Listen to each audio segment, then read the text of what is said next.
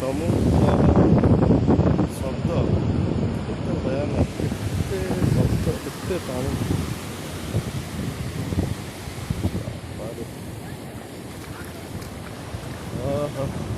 ଥଣ୍ଡା ଥଣ୍ଡା ପାଣି ପୁରା। ଆମେ ଯାଉଛୁ ଦେଖିବା ପାଇଁ ଗୋଟିଏ ଘର, ବାଲିଘର, ଯେଉଁଠି ସମୁଦ୍ରର କୂଳ ଖାଇ ଖାଇ ଘର ପୁରା ସମ୍ପୂର୍ଣ୍ଣ ଦେଖିବାକୁ ଗଲେ ଭୁଷୁଡ଼ିବାକୁ ବସିଲେଣି। ପାଣି ପୁରା ଏଠି ମାର୍କ କରାଯାଇଛି ଯେ ପାଣି ଏପର୍ଯ୍ୟନ୍ତ ଆସେ ବୋଲି। ଦେଖ କେମିତି ସମୁଦ୍ରର ପାଣି ମାଟି ଆସିଛି ରେ ବାବା। ବାଲିଘର ପରିକା ମୋତେ ଲାଗୁଛି ସେଇଟା ବାଲିଘର ହେଇଥିବ, କିନ୍ତୁ ଦେଖିବା ସେଠି କେମିତି ପ୍ୟାକିଂ କରାଯାଇଛି, ପଥର ପ୍ୟାକିଂ। କିନ୍ତୁ ଇଏ ବେଶୀ ଦିନ ରହିବ ବୋଲି କିଛି ଜଣାପଡ଼ୁନି। ହିମାଂଶୁ ସାର୍ଙ୍କର ମୋର ଚାଲିଛୁ, ପାଣି ଖାଇଯାଉଛି ବୋଲି ସାର୍ ପକେଇଛନ୍ତି। କେତେ ସାର୍ ପାଖକୁ ପଳେଇ ଆସିଲାଣି ସମୁଦ୍ର। ମାନେ ଇଏ ତ ମୁଁ କହୁଛି ସାର୍, ଇଏ ଯେଉଁ ଘର ହେଇଛି ମାନେ ଘରଠୁ କିଛି ଦୂରତାରେ ହିଁ ଥବ ପାଣି, ମାନେ କେତେ ଦୂରତା ଥବ କି ପୁରା ପାଖରେ ପଳେଇ ଘର ପୁରା ଭାଙ୍ଗିଗଲାଣି, ଡ୍ୟାମେଜ୍ ହେଇକି ପୁରା ହେଇଗଲାଣି। ପଥର ପକେଇଛନ୍ତି, ତଥାପି ପଥର ବାଟି ବି ଲୁଣା ପାଣି, ଇଏ ସବୁ ଲୁଣ ସାର୍ ନୁହଁ ସାର୍, ଧଳା ହେଇଗଲାଣି ପଥର। କଣ୍ଟା ସେ ଯେଉଁ ଇଏ ଲୁହାର ଆଖି ପଡ଼ୁଛନ୍ତି।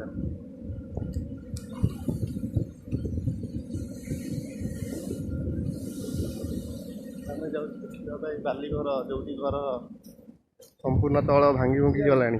ଶିଆଳି ବ୍ରିଜ୍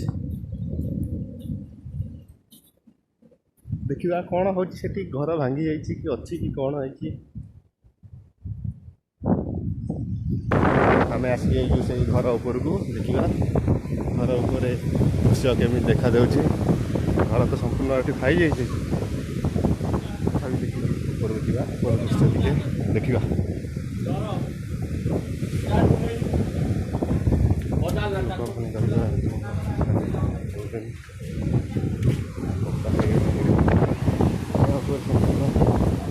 ଛାଡ଼ି ଦିଅନ୍ତୁ ସାର୍, ଛାଡ଼ି ଦିଅନ୍ତୁ, ଭାଙ୍ଗି ଯାଇଛି ତଳ ନାହିଁ ବା, ତଳେ ନାହିଁ ବା ସାର୍।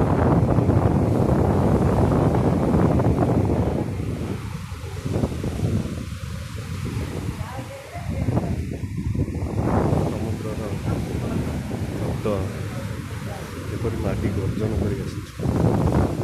ଏତେ ପାଣି ଆସିଲା କୋଉଠି?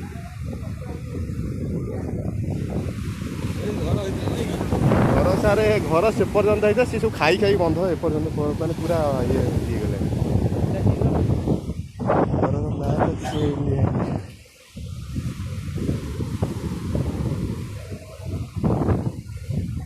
ଘରର ଏଇ ଅବସ୍ଥା, ଲୋକମାନେ ସେଠି ମଜା ନେଉଛନ୍ତି।